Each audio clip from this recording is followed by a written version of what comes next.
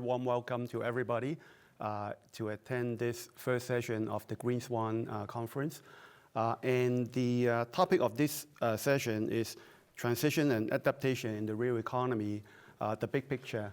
And as Corinne said, it will deal with areas other than finance, and it will be about international trade, it will be about carbon tax, and we all know very well that climate risk is a global issue that we need cross-border solutions.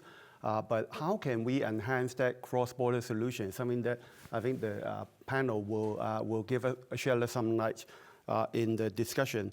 Let me now first introduce our three distinguished panelists.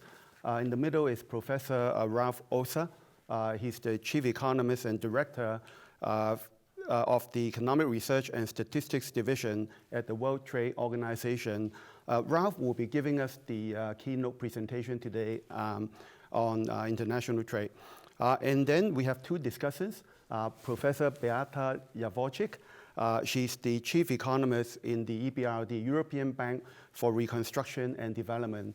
And then we also have Mr. Tim Gould, who's the Chief Energy Economist at the IEA, International Energy Agency. Just to remind everyone, after Ralph makes the presentation, we will have the two discussants doing their presentation, and then we will open the floor for Q&A. We will have some time for Q&A, so get prepared. So without further ado, I will ask Ralph to deliver your keynote presentation first. Ralph, please.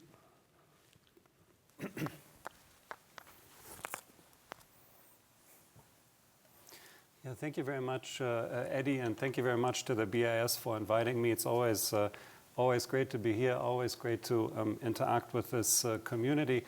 What I want to do in my presentation today is to try to convince you that international trade is actually an important part of the solution when it comes to climate change, even though many people perceive it as part of the problem.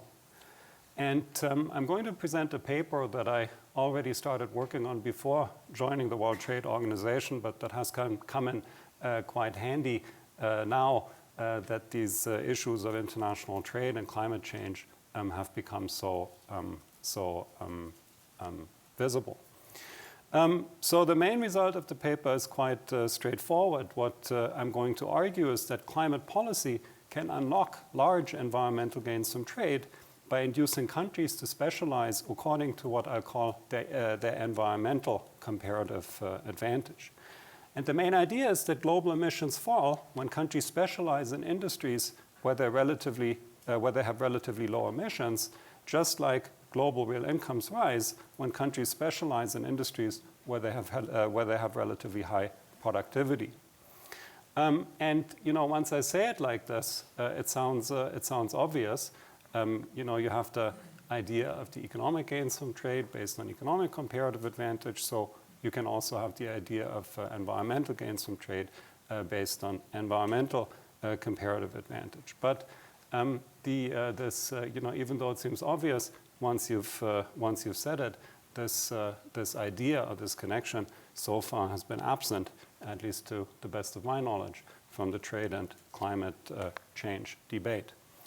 And this is important because, as Corinne already mentioned in her introduction, international trade is often perceived as part of the problem when you think, when it comes to the fight against climate change, as all these buy local initiatives in local supermarkets suggest. If you go to your local supermarket in Switzerland, but I'm sure also in many other parts of the world, it is taken as self-evident that buying the local product is better for the environment than buying the imported product. And this is due to the fact that when people think about trade, they think about transportation. And when they think about transportation, they think about transport emissions. They think about the dirty trucks and planes and ships that transport the product. And of course, it's true that there are transport emissions, and it's of course true that it's also important to reduce these transport emissions. But what people forget is that there's also production emissions, and that these production emissions actually account for a much larger share of overall emissions. And very importantly for my presentation today, that there's large variation in production emissions across countries.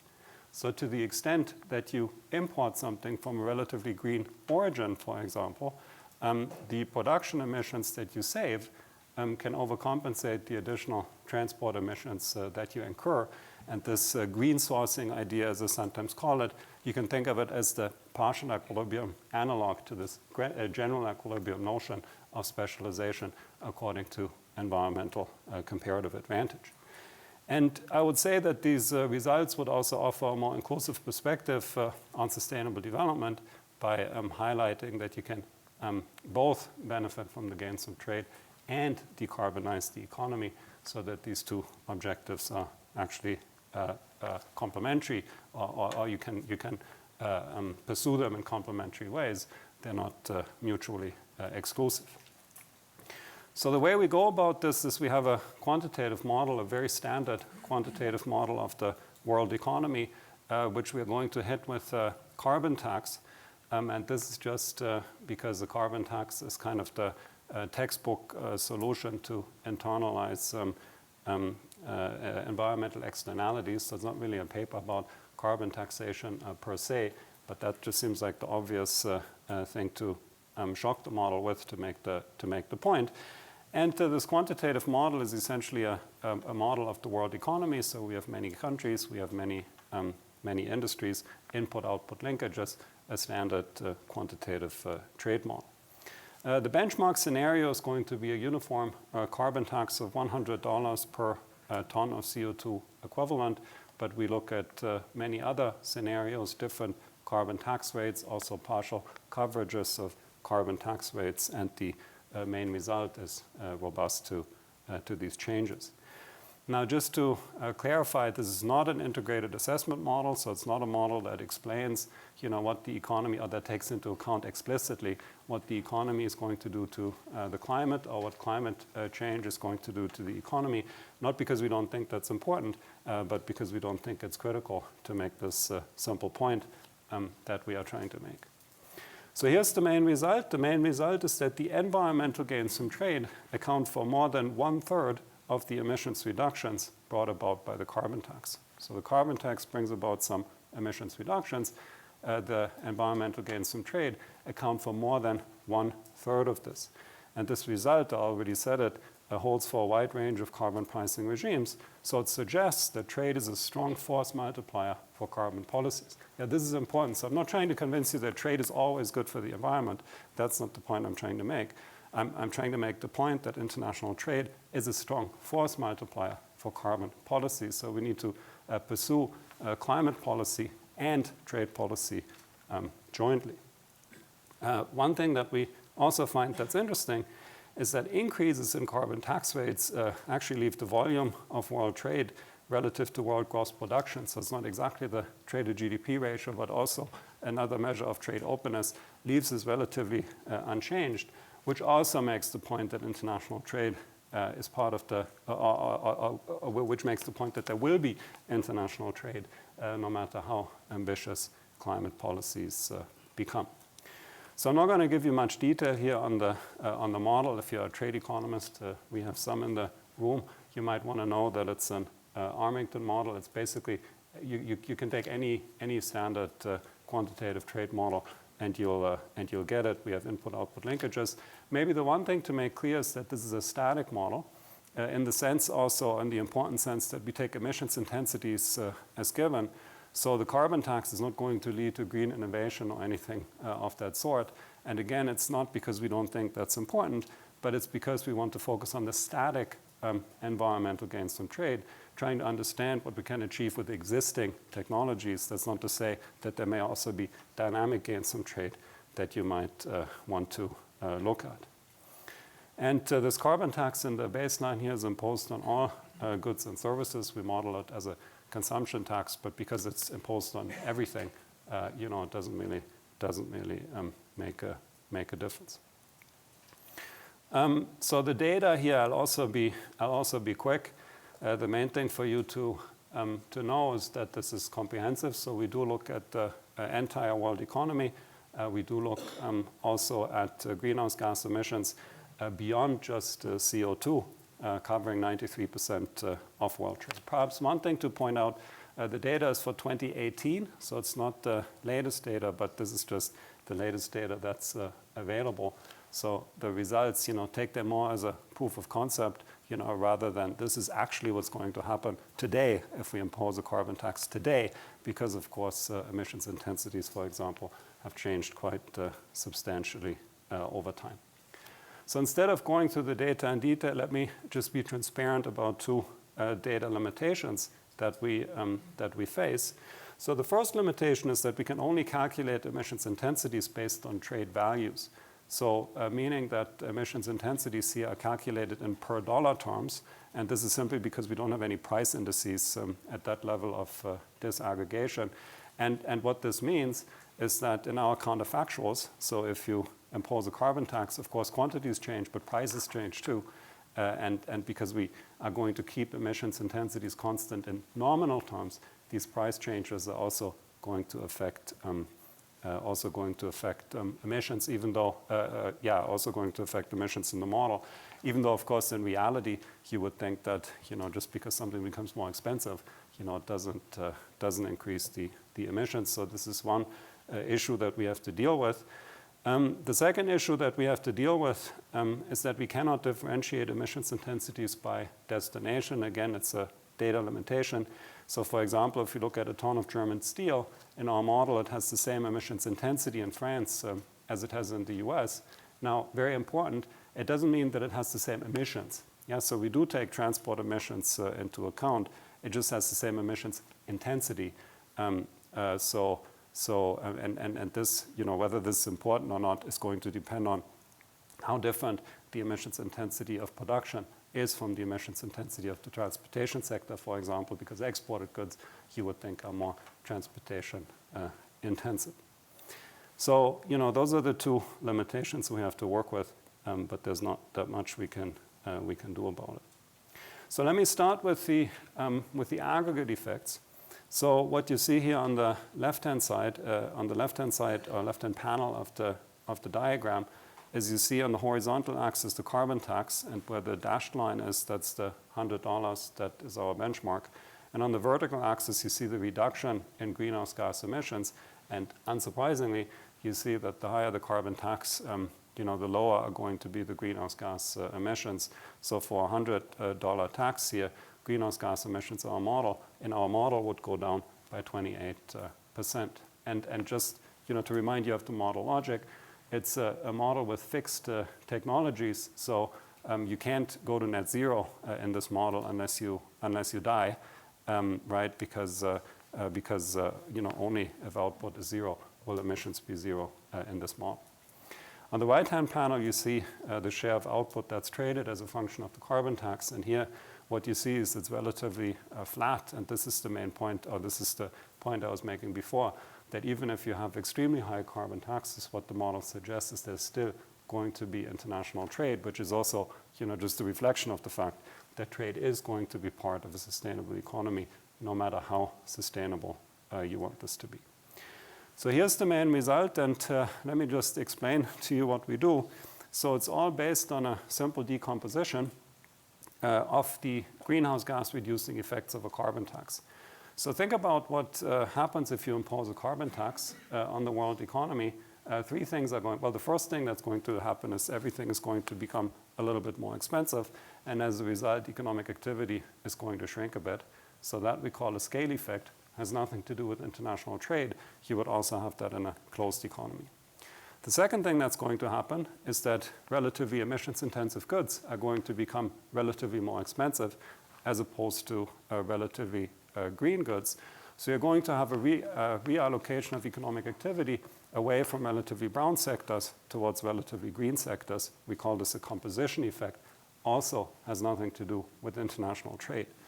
But once you've adjusted the scale and reallocated across sectors, what is going to happen is that within an individual sector,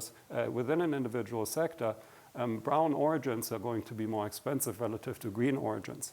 So you're going to get some shift of economic activity away from relatively emissions-intensive countries towards relatively low emissions countries. And that is what we call green sourcing effect. And this is where the environmental gains from trade come from. So we have a decomposition that decomposes the whole effect into these three terms. And I don't know why I reported here as 40.4%. You know, I'm not the guy who thinks, you know, quantitative models deliver you results of that accuracy. But the main point I want to make is that the effect is large. So I want to say that more than 1/3 of the greenhouse gas emissions reducing effect of the carbon tax is due to these environmental gains from trade, which again makes the point that trade is an important force multiplier for carbon policy, and as such, an important part of the solution in the fight against climate change. So, you know, here just to illustrate how this works in a particular sector. So here I just picked agriculture because that's a relatively emissions intensive sector. You could have picked any other sector. And on the left-hand side, you see the output reallocation that takes place. And on the right-hand side, you see what this does to emissions. So let's start with the left figure here. So in the middle, you see, again, with a very high degree of accuracy that I wouldn't take so seriously. But it says that 7.89%, so let's say around 8% of agricultural activity in the world is going to get relocated from one country to the other. And the green segments, these are regions that are going to gain activity, and the red segments are regions that are going to lose activity. And then on the right-hand side, you see what this does to emissions. And you see that because of this green sourcing effect, or because of this reshuffling of activity according to environmental comparative advantage, agricultural emissions are going to fall by more than 20%. And the driving force is that, of course, the regions that are going to lose agricultural activity tend to be more emissions intensive than the ones that gain activity. So then, you know, I said we don't just look at a uniform carbon tax. You know, that's just a benchmark. We also look at some perhaps more realistic scenarios with incomplete tax coverages. So on the left-hand side, you see what would happen if you imposed a carbon tax only on a subset of sectors, and it's in a cumulative fashion. So at the bottom is what would happen if only energy, the energy sector was subject to a carbon tax. Then what if only energy and agriculture, and so on. And, you know, we've just sorted things here according to emissions intensity, but you could do any other configuration. And I mean, the first thing that's obvious, you know, the more sectors you include, the higher is going to be the aggregate effect. That's not so interesting. But what's interesting is that even if you only impose the tax on one sector, the green bar is going to be around 1/3. So international trade is already going to be an important part of the solution. When you go to the right-hand side, though, this is where I look at different countries. And again, you know, I've just picked. I mean, you could pick any other order here, but I said, what if you started with only the European Union, then the European Union and the United States, then the European Union, United States, and China, and so on. And there, what you see, if only the EU did it, for example, you know, trade would not be a particularly important part of the solution. And this makes total sense because it's all about international relocations. If, of course, you only correct prices in one economy and not in the other economy, you know, you're not going to get the incentives that you need to shift activity across economies. But you see, even if it's only 3 or 4 regions that were to do this relatively quickly, international trade becomes key. So that's already it. As I said, it's a very simple point, yet a point that I think is strangely absent from the trade and climate change debate. So what we do is we demonstrate that climate policy can unlock substantial environmental gains from trade by encouraging countries to specialize according to their green comparative advantage. But the main finding is that the environmental gains from trade account for over 1/3 of the total reduction in greenhouse gas emissions brought about by a carbon tax.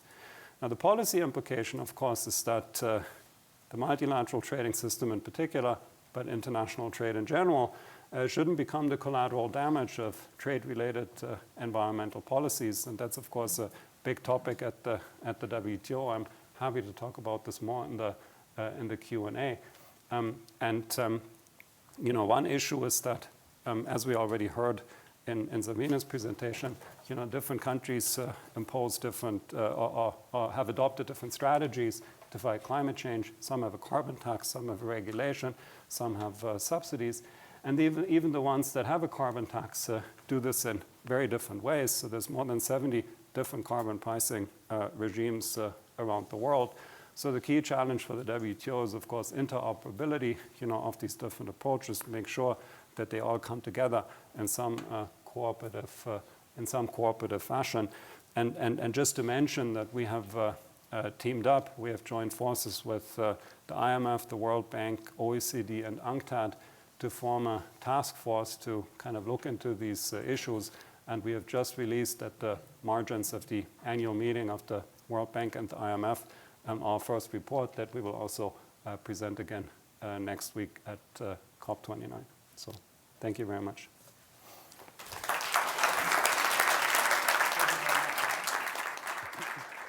Thanks, Ralph, for the very good presentation. You presented a very convincing case that international trade coupled with the right climate policy can actually generate substantial environmental gains. But of course, we will need to see how we can make it really happen on the ground. So I'll pass to Beata, who will be our first discussant on Ralph's paper. Beata, please. Thank you very much. So thank you very much for the invitation. It's a pleasure to be joining you this morning to discuss Ralph's paper. I very much agree with the central conclusion of Ralph's paper that international trade can and should be a source of solution, should be part of a solution. So in my remarks, I'm going to focus on what would it take for this vision to materialize itself.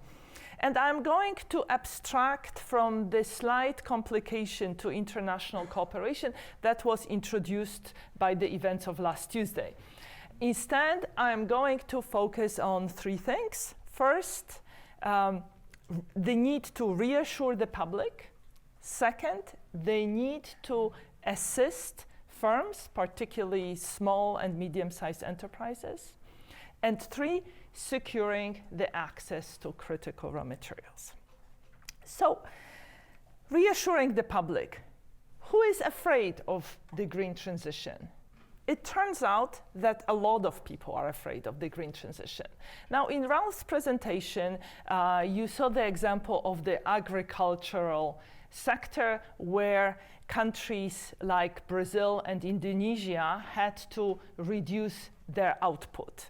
And the numbers you saw there were fractions of a percent, but that was fraction of the global output. When you translate these numbers into cuts these countries need to make to their output, it would amount to 23% decline in agricultural production in Brazil and 13% decline in Indonesia. These are huge changes to the productive structure of the national economies, and we are talking about tens of thousands of people whose jobs are disappearing. Now, let me give you another example from our last transition report, where we looked at very local level, so 11 kilometers by 11 kilometers grid, and we asked, what is the share of employment in highly emission-intensive manufacturing? So this is even abstracting from mining, right? Where essentially firms will need to adjust, and if these firms don't adjust, then people would need to find alternative employment. And so these red dots show you localities where between 15 and 20% of employment is in those highly exposed manufacturing activities. And you see lots of red dots in the Czech Republic, in Hungary, some in Slovakia, lots in Turkey, lots of yellow dots in Poland. So local labor markets in very many countries will be very severely affected, right? People know that, and instinctively, and people, that's something that shapes their view of the world. Now, how do we know the people's view of the world? Well, at the EBRD, we have asked people. We have conducted household surveys in 37 countries. And in each country, we interviewed 1,000 households, and that's a representative sample. So it's supposed to reflect the demographics of a given country. So when you do that, what do you see? Now, I realize that it may be difficult for people in the further away rows to see the numbers. So look at colors. Green means a very large share of respondents agree with a statement. Yellow is the middle. Red means only a small minority says yes to the question. So when you ask people, is climate change real? Will climate change affect today's children? 75% of people say yes. And then people, you see that the second row is greener than the top row, so people tend to believe that today's generation of children will be more affected than they themselves. Overall, people seem to be quite concerned about pollution, about loss of biodiversity, about natural disasters, right? Lots of green. The picture changes when you pose a question in terms of economic trade-off. Are you willing to pay more taxes so that the government could do something to fight climate change? Should governments prioritize environment over jobs? Suddenly, you see a lot of red. A minority of people agrees with these statements, right? And if you think that our countries of operations are special, well, look, Germany is there, right? That's a comparison country that was included in our survey. And when you dig deeper into who are these disengaged, people who understand that the climate change is real, but they are unwilling to pay, you realize that these are people without university education. These are people in the bottom half of earning distribution. So these are people for whom this transition period, the period of employment adjustment, will be more difficult. Now moving on to firms.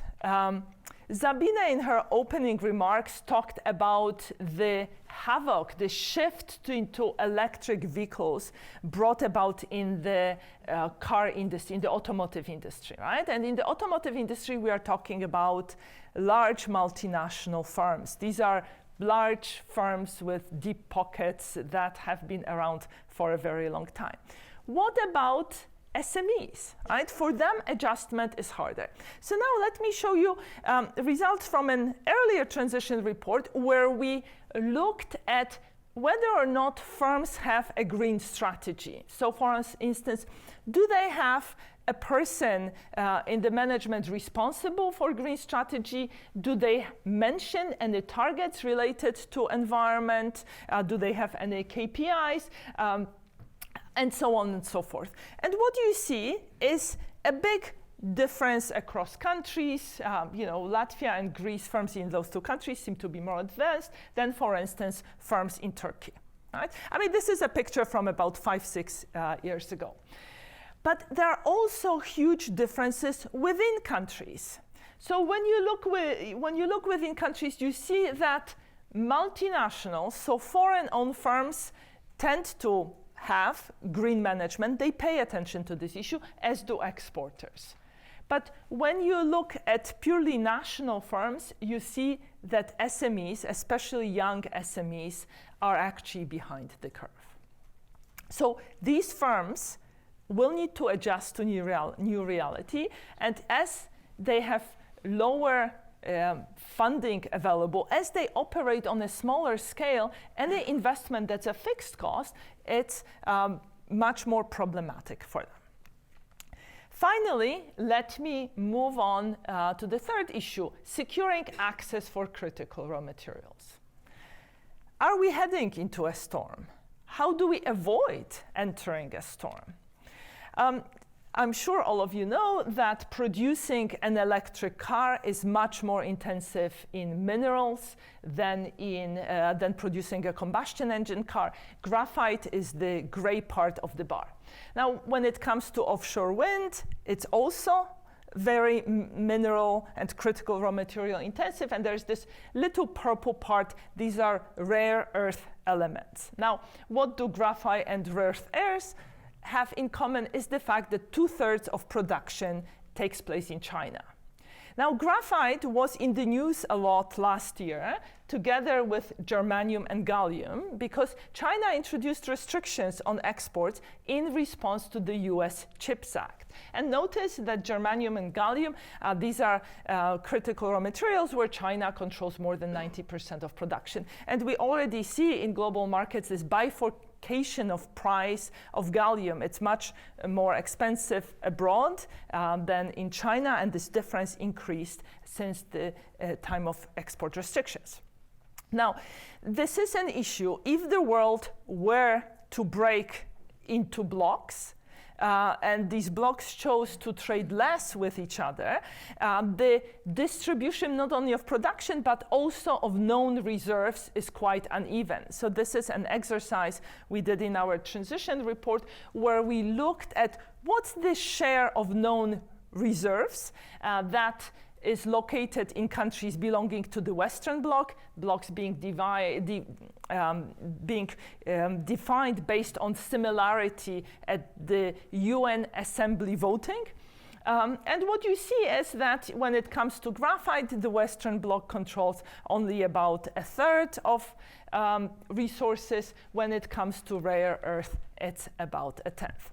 And what's very disconcerting is the fact that over the last few years, we've seen an increase in export restrictions, for instance, on graphite as well as on rare earth. So, where does it all leave us? International trade can and should be part of the solution, but getting there will not be easy. It will not be easy because, sadly, the world is on a path to fragmentation, and this fragmentation will not only have implications for economic growth, it will also have implications for green transition. It's not only the fact that we will not take advantage of the green comparative advantage Ralph mentioned, but also we may get cut off from critical raw materials because introducing an export restriction can be done at the stroke of a pen, while opening a new mine takes on average 16 years. Finally, we need to do more to reassure the public and to build public support. There is a green future with lots of green jobs, which we have promised to the public. But between this green future and today, there is the adjustment period. There is the transition period.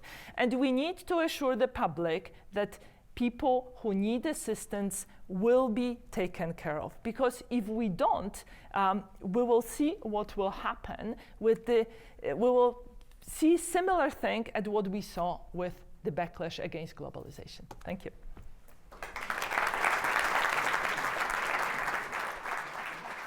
Thank you very much, Beata. What you said actually resonates a lot with me, because it's really about the transition, the impact on SMEs, labor, or even EMEs.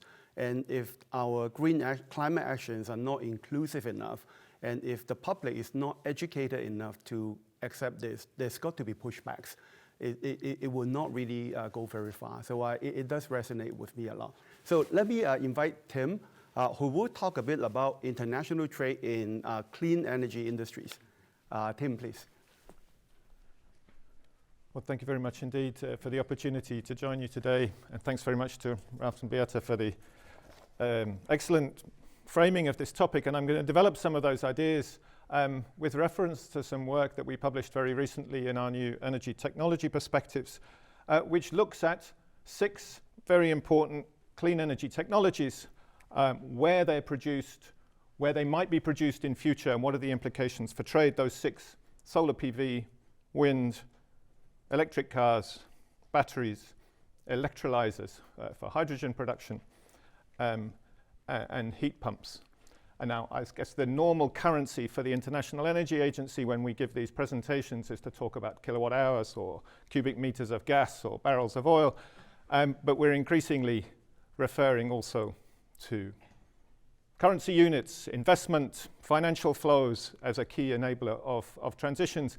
And here this reflects the priority, the concerns that many countries have amongst our member countries, but also partner countries with whom we work about the resilience and diversity of clean energy supply chains. Because that market for those 6 technologies that I mentioned is growing quite rapidly. This is no longer a niche market. It's becoming a very substantial part of the energy economy and the broader global economy. And this is not just driven now by climate change. This is driven by all the things that we heard about. It's driven by jobs. It's driven by industrial opportunities. When you look at who is taking that market up until now, China by far and away the main market. Well over half of global market value comes from sales in China. And the reasons we should all be aware of, when you look at renewables deployment last year, more than half of the renewables deployed in the world were deployed in China. When you look at the sales numbers for recent months for electric cars, half of the cars sold in China are now electric cars. And more than half of the models that are on sale in China are competitive on an upfront cost basis with the corresponding internal combustion engine model. That is not a stage that we've yet reached here in Europe or in the United States. And in our view, if you look at the way that these markets for these technologies could evolve between now and 2035, that becomes a very substantial then economic opportunity, around $2 trillion. For reference, that's roughly the size of the global crude oil market in recent years, although crude oil is a much more profitable business to be in, typically. Let's look at where the manufacturing has been taking place. Lots of investment going into manufacturing facilities, more than $235 billion worth last year alone, and that was a 50% increase on the year before. For solar PV and its components, we're counting around 700 manufacturing facilities worldwide. For wind, nearly 500 factories operating worldwide in different parts of the wind manufacturing value chain. And there's about 1,600 factories building electric vehicles and batteries. But what you immediately see from the screen is that we have a very high degree of geographical concentration. And it's really all about China. China accounts for around 70% of global manufacturing output value. And if you look upstream at some of the components, wafers for solar PV, modules, cathodes and anodes for batteries, the share of Chinese manufacturing is even higher, up to 97% in the case of wafers. And that outsized role of China in clean technology manufacturing, one example, there's a factory under construction in Shaanxi province in China that could on its own supply enough for all of the solar PV deployed in the European Union. That gives you a sense of the scale, but it also gives you a sense of some of the risks. Because even if you put aside for one moment the possibility of geopolitical tensions, a simple industrial accident or extreme weather event could have quite a disruptive impact on the flows of trade around the world. But with this sort of very concentrated picture for supply, a much more dispersed picture for deployment, it's immediately clear that trade is a big part of today's picture for clean energy technologies. And most of that trade is from China and from Chinese-owned manufacturing facilities in Southeast Asia towards Europe. The value of trade in clean technologies today is around $200 billion US, and most of that is in EVs, batteries, and solar PV. That's a relatively small share of the total goods trade internationally. You can see fossil fuels make up a significantly larger share, around 10%, and if you look at it by mass, then that share for fossil fuels is even larger. So for this analysis that we released recently, we looked at how that clean technology manufacturing and trade picture might evolve over the next decade and a bit, looking at underlying costs, as well as shipping costs, tariffs, non-tariff barriers, and also the industrial policies that have been put in place in many parts of the world, to the extent that they can be modeled in the sort of exercise that we have. So the rather aspirational numbers that you have in the Net Zero Industry Act or the Critical Raw Materials Act in the EU, to the extent they're not backed up yet by specific measures that would lead to their achievement, we haven't included those for the moment in the analysis that I'm presenting. And what we find is that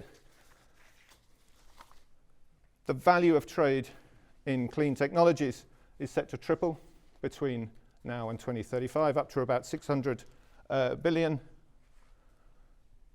This value could be even higher, of course, if we were to get on track for the Paris Agreement and expand clean energy deployment that much more quickly. And what we also find is that the value of fossil fuel trade would decline by around 10%. It's very important to have in mind that as we shift in the energy sector from moving fossil fuels around the world to moving clean energy technologies around the world, that leads to a very important paradigm shift, because in a way those clean technologies that are then installed, they continue to operate for decades, but they don't need those recurring fuel imports or fuel transfers. And so if you have one large container shipment of solar PV modules, the electricity that you generate from that is the equivalent of 50 large LNG carriers, or around 100 large coal carriers. So you can immediately see that as you move to that sort of capex world where you're installing clean technologies, you are having a disproportionately large impact on the overall need for shipping in relation to the energy sector. Wanted to look at some of the outcomes for the world's largest economies. China is the largest importer of fossil fuels today. European Union still imports a considerable amount of fossil fuel energy. US a net exporter. What do today's policy settings mean for energy, but also trade-related measures and industrial strategies? China, outsized role at the moment in clean technology manufacturing, rising exports up to about 340 billion by 2035.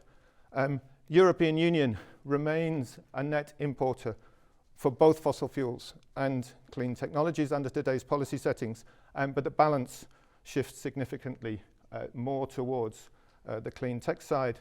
And then when we look at the United States, if I can go back, boost to domestic manufacturing from the Inflation Reduction Act and other acts, but there are some existing preferential trade agreements like the arrangements with Mexico and Canada that still provide strong reasons for the US to continue to import. But that's only part of the picture.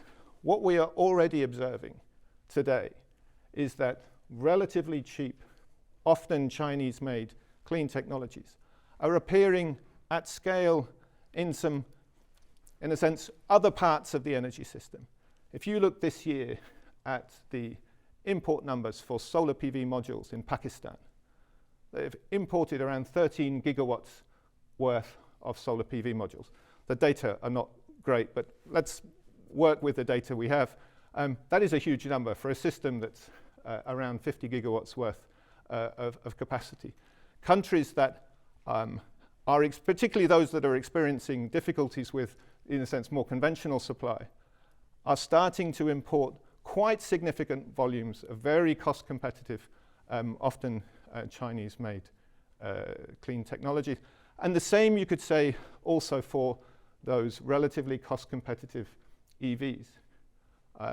Then if you look at emerging developing economies outside China, imports of, or sales of EVs went up by 100% in the first 6 months of this year compared with the first 6 months of 2023. You're starting to come across Chinese-made EVs in all sorts of relatively unexpected corners of the world. Recently in Baku, I didn't expect to have conversations there with people about the attractiveness of EVs, but nonetheless, that's what happened.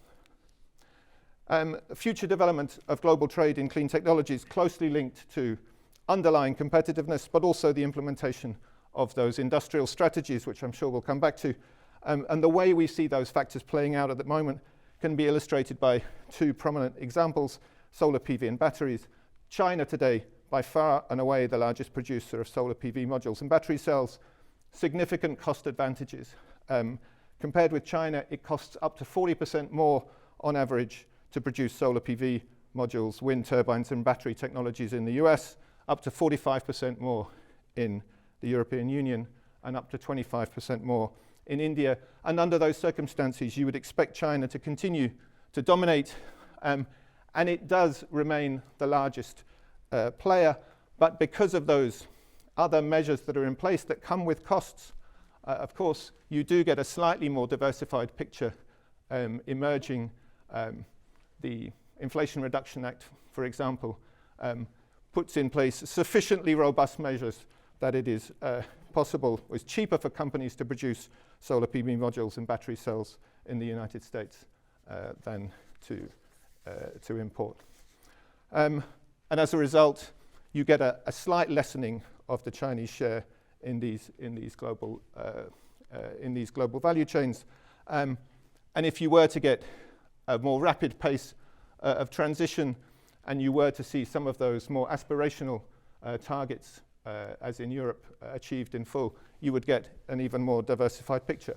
But this illustrates, I think, well, the trade-offs that we are facing between, in a sense, the scale and speed and cost effectiveness of the transition on the one hand, and, shall we say, the political viability of transitions when policymakers are very focused on jobs, local value additions, and so on.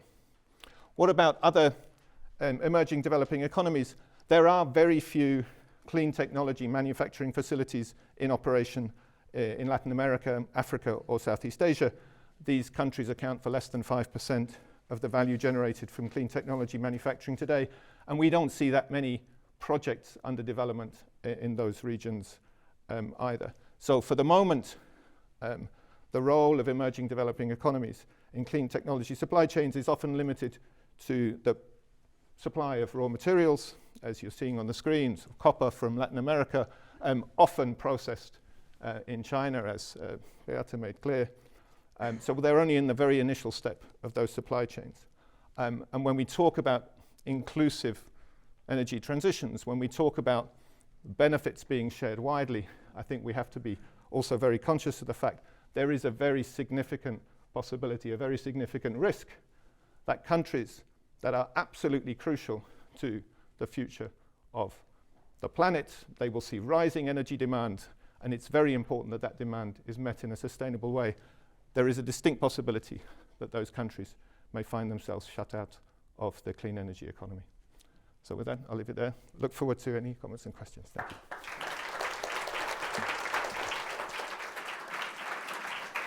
Thank you very much, Tim. And before I open the floor for questions, let me just ask Ralph whether you have some quick response to the discussions of the two discussants. Yeah, thank you very much, Eddie. Thank you very much, Beata and Tim. I think these were really, really great discussions, making complementary points that are very valuable. Just a few reactions. So, Beata, of course, you emphasized the importance of making the green transition inclusive and to also manage the adjustment frictions, the adjustment costs. I very much agree. Change is scary, but climate change is scary too. So I think our job as economists is to make it, well, both as cheap as possible, but also as inclusive as possible. And, you know, my personal view is that the whole climate change debate is dominated a little bit too much by scientists. And I think we economists need to step up a little bit also, because if we don't make it affordable, it's not going to happen. And I think we have a lot to say about how to make it affordable. You know, just two thoughts, related thoughts on that. So the point that I was making about green comparative advantage, I think what's nice about it is that it's about comparative advantage. So it's not pitting brown countries against green countries. It says you can all be part of the solution, no matter how emissions intensive you are. And your part of the solution is to specialize in what you're relatively green at, even if in absolute terms that's brown. And that was maybe a bit confusing also in my presentation, because I talk about this green sourcing effect. But that's really, you know, if you were to think about a trade model, that's really absolute advantage. You know, what I'm talking about really is comparative advantage. And then the other point I wanted to make related to your discussion is that I think this environmental comparative advantage is also a great opportunity for developing countries, because, you know, my simulations were all based on current technology, but if you think about the future, many developing countries are located in areas with abundant wind, abundant sun, basically lots of opportunities to generate green energy. So you could imagine that they will acquire an environmental comparative advantage in energy-intensive industries, which, by the way, would also address this concern about the tradability of renewable energies that you talked about. You know, Europeans are always thinking about building all these power lines from Africa to Europe and wondering about, you know, how are we going to transport green energy? Well, as a trade economist, you would say, well, one way to transport it is embodied in the goods. So you just make the energy-intensive goods where the energy is green, and then you ship the goods rather than the energy. And then, Tim, on your point, I think it's very important, and that's of course another channel through which trade can be part of the solution through the trading of green technology. We've also, you know, emphasized this in a World Trade Report that we had a couple of years ago on trade and climate change. And you know, of course, everyone talks about China dominating these, you know, this industry. I just came back from China, actually, literally yesterday night. I landed yesterday night, so I was just in China for a few days, and it is. I mean, you talked about the scale. I mean, it is incredible. You know, I saw some of these factories, and it's really incredible. And of course, you know, the fact that they can make it so well and the fact that they can make it so cheaply is very good news for the climate. You know, that solar panels are now so cheap. I mean, we have to recognize that, and that's what we've all been asking for in a way. But of course, it's not so easy for some economies that are producing some of these green technologies also. And they drove me around in a Chinese electric vehicle of a brand I'd never heard of, and I have to tell you, it was really good. So I do think producers from other countries are facing some challenges there, because I think we just have to get used to the fact that, you know, they no longer just make cheap goods, but they also make goods at the technological frontier. Just a couple of experiences I had, you know, last week, just to share with you. So I visited the Tesla Gigafactory in Shanghai, and one fun fact was that I didn't know about is that about 50% of Tesla's output per unit, worldwide output, is made in China. Now think about that. Yeah, so a lot of these Chinese electric vehicles that you get in Europe, it's actually Teslas made in Shanghai. So think about that. And the other thing I just wanted to mention is that, and this is a bit of a broader point, but, you know, 10 years ago, 20 years ago, policymakers, you know, kept complaining how China is everything so brown, and, you know, pollution in the big cities, and what are we going to do about it? and now they got their act together, and now we're complaining that they're too green. So I think we have to, I think you have to also, and maybe one last point. One thing I learned is, 20 years ago, 1 in 3 vehicles sold in China was a Volkswagen. So now maybe some Chinese vehicles are sold here also. Thank you, Ralph. We've got about 15 minutes left, so I'll just open for questions. Benoit, and I'll collect a few before I hand back to the panel. Benoit first, and then this gentleman next. Yes, thank you. Fascinating presentations. Actually, I have two questions. One is for Eddie, because indeed we see a lot of electric vehicles in China. I was very impressed when I was there. And you can see them because they have green plates and so on and so forth. But they still run on electricity which is produced through factories that produce electricity from coal. And I understand that infrastructure for carbon markets have been put in place, but the price of carbon is still at around 10, if I understand correctly, in China. And if it would move north of $25 per ton, then it would no longer be viable to produce electricity through coal. So when do you expect that this would be happening in China, if you can predict this part of the future? And the other question is both for Ralph and Tim. It seems that in spite of lack of carbon tax globally or carbon price, we see transformation, so it's moving on. But it reflects a cost advantage of producing electricity through solar panels, which has declined, so much so that today it is a main source of electricity, is solar produced, as I understand. But then what would prevent oil producers to reduce the cost, the price of oil, so that oil would remain competitive as a source of primary energy? And how much of this is factored in your future prediction, in particular in your presentation, team? Thank you. Thank you. The gentleman here. Hi, I'm Elias Alvagli from the Central Bank of Chile. So first, let me say I love this format. I think it works great. Very complimentary presentations. So congratulations to the organizers for that. Two quick questions or comments. First, I really found the point that you made, Beata, about this divergence between being sort of vaguely aware that there's something wrong and people are worried, but the willingness to act on that worry, there's a big gap there. My hunch is that this has to do with the vaguely aware part, right? People are not like specifically aware of what's going to happen if we don't act. So I think this is a more general point about communication. I mean, I see, for example, the role that the NGFS plays is crucial. It's an invaluable source of information for policymakers, for our institutions. But I'm not sure what's the role of our institutions in communicating this problem to the public. In a nutshell, what's the IPCC summary for policymakers, but for the public? I don't think there's something like that, and this might be part of the problem. So this, I guess, a general question for you, or Kuehne, or Agustin, or anybody who wants to take it.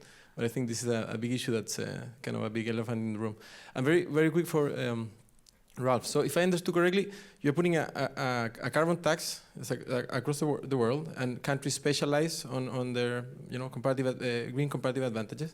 This brings two sources of gains. One is just the reallocation of production in countries, but then also this gets magnified through trade, right? So you have these two, like the green and the yellow sort of, and they kind of contribute roughly the same. And this made me remember the Nobel acceptance speech of William Nordhaus, that he says, it would be great to have these taxes. It's very unlikely that we'll have them, but still, there's a big role for trade policy in this.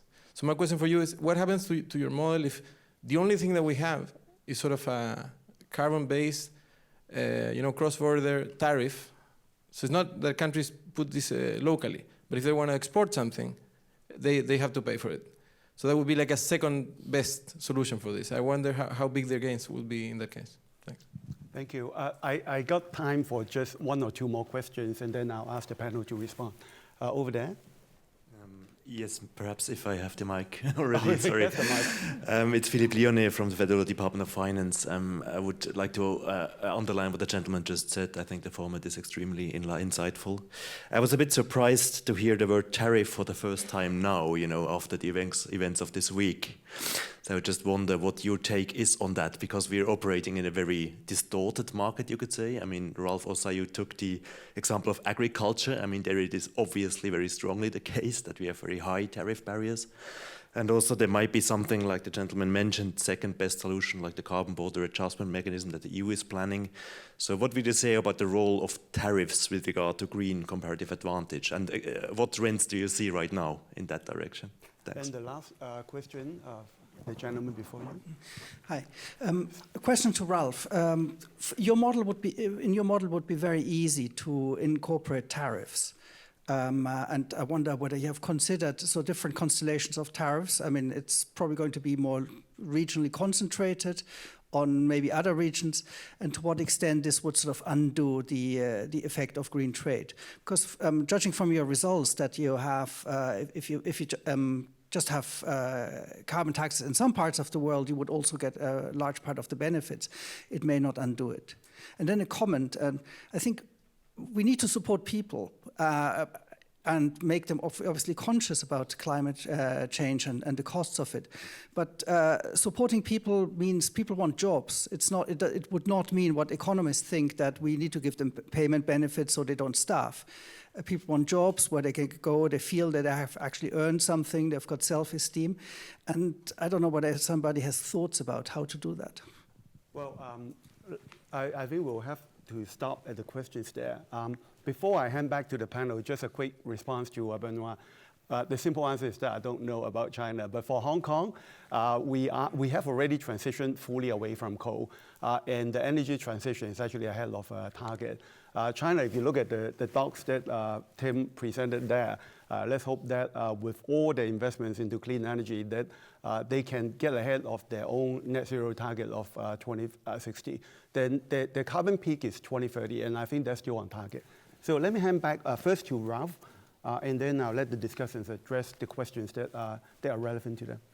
Yeah, thank you. I was surprised also that the tariff question didn't come up, and I'm glad I don't have to comment on the current events necessarily in that space. But so maybe just a couple of remarks on CBAM or border carbon adjustments more generally. So when countries impose these border carbon adjustments, it's obviously to undo carbon leakage. And the first broad point I wanted to make is that this environmental comparative advantage is basically like anti-carbon leakage. I have to find a good term for it, but it's kind of the opposite of carbon leakage. Rather than losing activity to energy-intensive countries, you're attracting activity to green countries. So to some extent, we have actually incorporated into the model, because the way we've set this up is that these tariffs are consumption-based. So by construction, they have a CBAM built in. It doesn't really matter in the uniform case, of course, because then everything's taxed anyways. But the figures I showed you, if only the EU does something, if only 2 countries do something, that's always with a border carbon adjustment in place.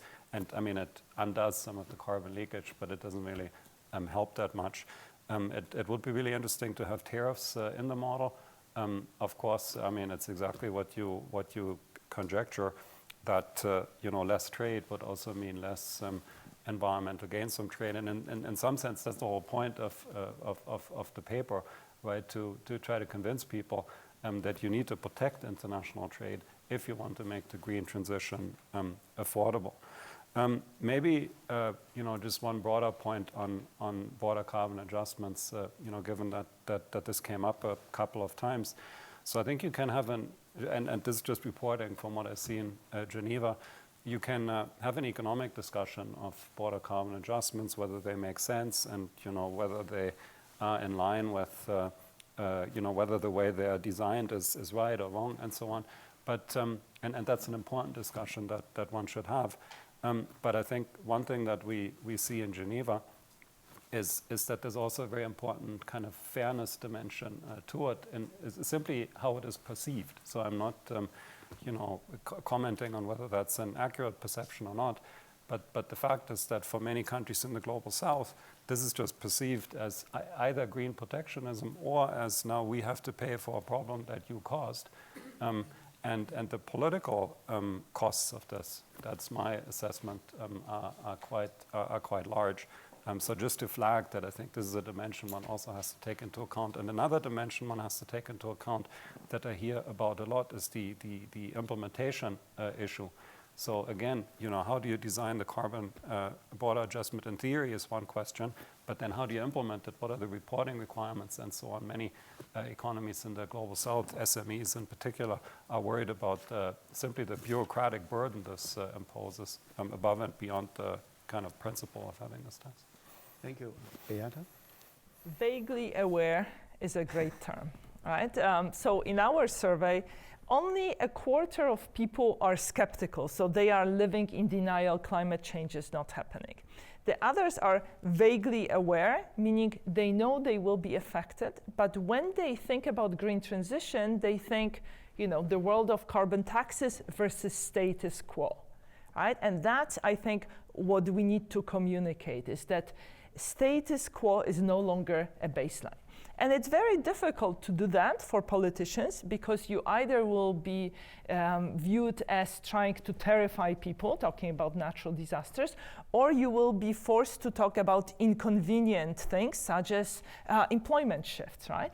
So therefore, actually, independent institutions should be the ones doing more on the communications front. Right? Simply because you can't expect politicians to deliver there. On people wanting jobs. In international trade, right, we've always been saying protect people, not jobs. Right? So help people get another job, because people don't actually want jobs, they want careers. Right? So it's about lifelong learning. The hard truth is that there is no silver bullet here, right? And that it's just no easy solution there. Let me react also to something Ralph said, right? Ralph rightly said that we are not very good at transporting energy far away, but we could shift our industry to where green energy is. But, let's ask ourselves, are we willing to let manufacturing go? And if you listen to what's happening in political discourse in advanced economies, it's the opposite, right? It's about reindustrialization. And we seem to be wanting, if you just take the example of electric vehicles and Europe, impossible trinity, right? So we want fast green transition, so we don't want combustion engine cars, but we don't want imports of electric cars, and we don't want to subsidize buyers of electric cars, right? So, these three objectives are not compatible with each other. Thank you. Very well said. Tim, you have the last word. Well, that's very kind. I wanted to take up the question on China, because China is indeed, the electricity generation mix remains carbon intensive, high share of coal. That coal use for power has not yet come down, despite the rise of renewables. And one of the reasons for that is because China is electrifying very rapidly. It has a higher share of electricity in final energy consumption than most other economies. Japan is a notable exception. And one of the reasons for that is that you have all of these light industrial sectors that are growing quickly and that tend to be electricity intensive, but also you've got the electrification of end users like transportation, which pushes up an electricity demand and has, for the moment, has kept coal use quite high. But the rate at which China is deploying renewables, solar in particular, inevitably will start to eat into that coal share, in our view. So we have a few more years of relatively high coal use in power in China, and then it starts to tail off quite significantly. And indeed, that's one of the reasons why at least the carbon peaking by 2030 goal is achieved in China. On solar more broadly, it's in most countries the cheapest form of new generation, even when you include sort of integration costs and grid reinforcement and so on, or storage. But for the moment, it's not yet a very substantial share of the global electricity mix. I mean, we're still around sort of 5-6%. So, you know, there's potential for huge growth, but we're not yet seeing it take those incredibly large shares. And then on the oil producer point, so indeed, that is part of the discussion around the producer response to energy transitions. But I think a more salient point for the moment is that the major oil producers are facing a bit of a dilemma, because oil demand growth has slowed quite substantially this year. And one of the reasons for that is because that China has been the engine of oil demand growth worldwide for the last at least 10 years. But China has come off very dramatically, in part because of some of the changes that we're talking about. And that's now led to quite a substantial surplus in the market. So there is downward pressure on oil prices already. And the constraint on oil producers, their production costs are generally quite low in the OPEC plus countries. But they have what you might call a high social oil price, in a sense, the oil price that they need to fund all the things that oil revenue funds within their society. So it's not simple for most oil producers to countenance a much lower oil price than the one that you have today. And a final point is that something similar, in our view, is going to happen, not immediately, but towards the back end of this decade in natural gas markets. They've been very tight. We've all been worried about high and volatile prices for natural gas, but there's a lot of new liquefied natural gas coming to market from the United States, from Qatar, and in our view, that will also exert some downward pressure on natural gas prices. So we have a new market context for the next phase, shall we say, in energy transitions. Thank you very much, Tim. And our time is up, unfortunately, because I still saw many hands going up. And it's been a great discussion, so I will invite you to join me to give a big hand to our three panelists.